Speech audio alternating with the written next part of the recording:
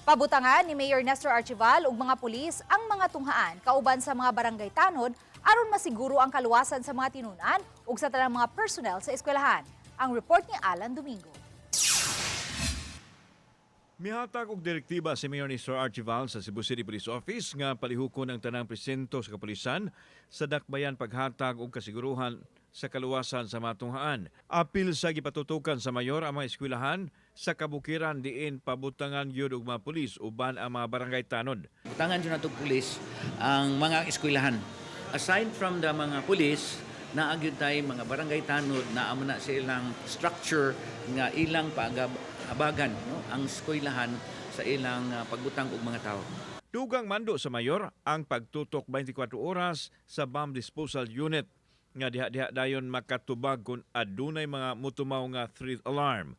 Samtang nagpadayon pa ang imbestigasyon sa mga nadawat nga alarma sa mga otoridad sa nagadiang tunghaan o commercial establishment sa Cebu City.